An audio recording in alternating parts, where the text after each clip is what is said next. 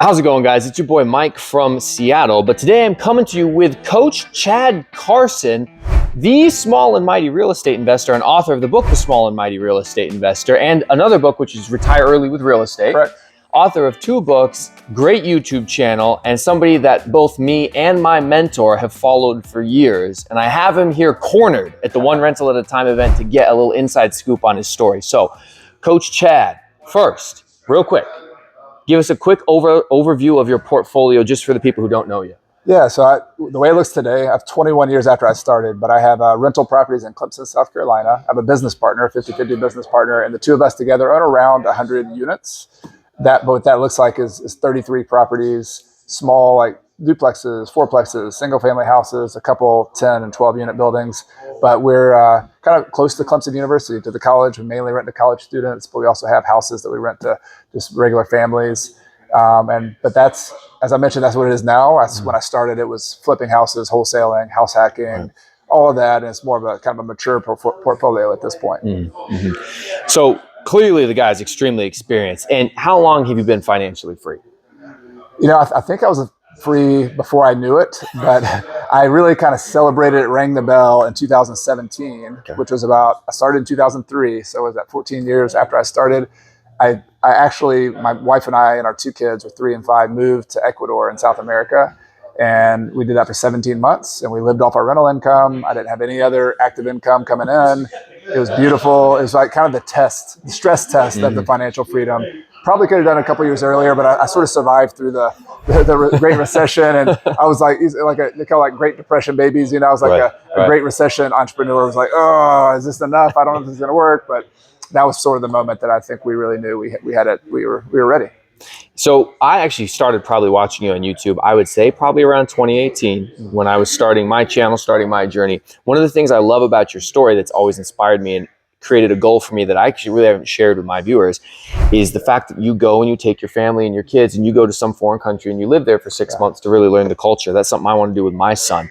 What prompted you to have that goal and say, we're just bouncing and we're going to go learn somewhere else? Yeah, part of it was my wife and I, kind of our connection was wanting to do that. She's a Spanish teacher. She lived abroad. She studied abroad in college. I sort of had that itch. I played football in college and I went for a few weeks to live in Germany and I took German in college, but I always wanted to learn Spanish. I really love the Hispanic culture and South America and Spain as well. So I just had this itch, and you know, like itches they're like irrational. They don't make sense, but this was like a dream. And so when we got married, we talked about it like, hey, maybe we could live abroad. And I started reading. There's a book called The 4-Hour Workweek. It was back when I was in 2006 or 7. I read it, and there's this idea of slow travel that he talked about in the book. And there's another book called Vagabonding, and it just struck me like, okay, that's the kind of travel that really resonates with me. Vacations are great. Going to the beach is awesome too. I like to do that. But going to a place, staying there, putting down roots, often it's a personal development journey. So I wanted to learn Spanish. And so the first time we did it in Peru and South America before we had kids, I went every day for 4 hours a day to learn Spanish. And I got a lot better, like in 4 weeks, like 5 weeks. It was amazing. And then we traveled around. And so we wanted our kids to have that too, where they went to local schools. Fast forward a little bit, we went to, with them when they were 3 and 5 to Ecuador. They went to local schools. And so my youngest daughter was 3 at preschool, and my older daughter was in kindergarten, essentially. They had no Spanish. And I had some Spanish, but 3 or 4 months later, they were coming back and they're like, "Papa, no se dice eso," and they would like correct me with it, and they wagged their finger at me. I'm like, "This is amazing!" Like, so it's one of those things as a parent to be able to give a gift to your kids of learning another culture, learning another language. For us at least, that's not for everybody, but it was a special thing for us, and that's how we kind of tapped into our financial freedom, was to be able to have the time. And of course the money, but really the time to be able to have flexibility to do that too. Mm-hmm. Well, it's definitely a goal that I think probably a lot of people would have if they could understand how to become financially free.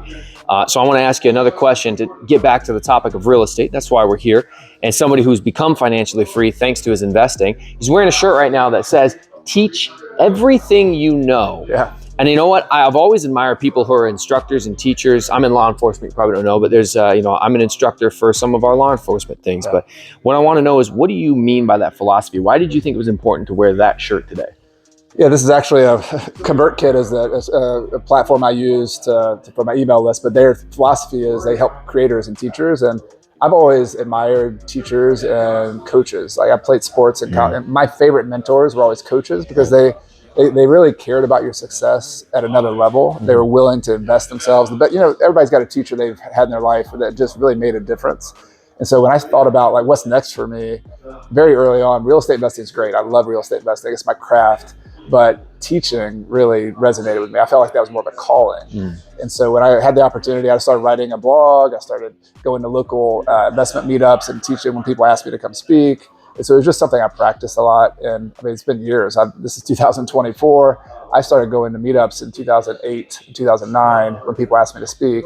And so it's just been a long journey of honing that craft of being a teacher. And I get no bigger joy than when I teach something and it's an idea that maybe it was complicated and I can try to break it down and draw it on the whiteboard, and somebody's like, I get it. Like that light bulb of a student for a teacher is the biggest high. It's so much better than me learning it myself, or somebody buys a property and I get to hear about it and I had a hand in that. That's like 20 times better than me doing it myself. And so I'm addicted to that. Like I think it's really cool being a teacher, and I admire teachers who don't get as, the teachers for my kids and teachers of law enforcement. And I think they're a special breed, and I'm, try to be one myself.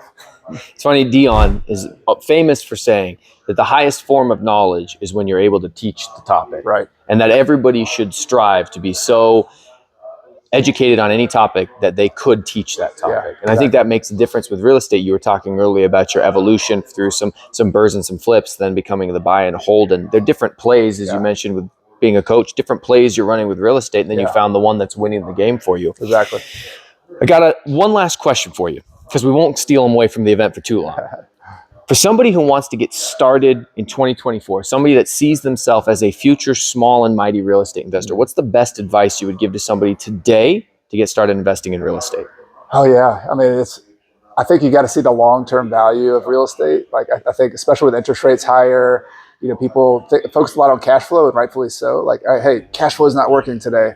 But if you see the long-term value of real estate, I compare the metaphors like you're planting seeds. You're basically a farmer of assets. And so if you see this, I'm planting a seed today, I'm going to water this seed, I'm going to grow it. This rental property is not I'm not going to pick the fruit from my rental property day one. Right. This is a 5-year, this is a 10-year. And if you can think about it, if you work for 5 years intensely, and you're an investor, you know this, like you can make a lot of progress in 5 years. And in 10 years, you can be financially independent, like literally. And so I think keeping that in mind, I know there's tactics that need to be applied. We can go into that too, but there are ways to make it work in every single market.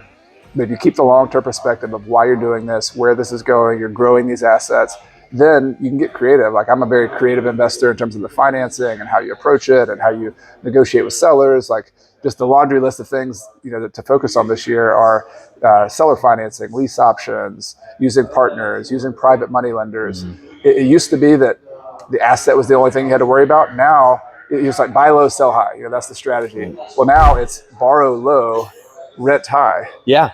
Because interest rates are high. Like interest rates are 7-8%, at least when we're recording this. So this is the game that investors have been playing for decades. So if you study the old stuff, study the 70s and 80s, people learned how to borrow low when interest rates are 17%. That's the game plan. So you gotta dust off those old like financing books from the 80s and 70s and learn. The things have changed a little bit since then, but I think that's the tactics to study. But then the strategy is be a long-term investor. So for those of you who are watching right now that watch my channel for a long time, I've been making YouTube videos for years, and I came to this event knowing that Michael Zuber was going to stack the deck with a bunch of big-time YouTubers, and there was only two that I was both nervous and excited to meet. One of them, of course, is Coach Chad, who I'm just thrilled to have on my channel. Couldn't even believe it. He walked in, I was starstruck. He's a giant man, cool. The other one, uneducated economist, and hopefully I get him on later. Coach Chad, thank you so much for coming on the channel, Mike, sharing your wisdom. Great. I've really enjoyed it. Thank you.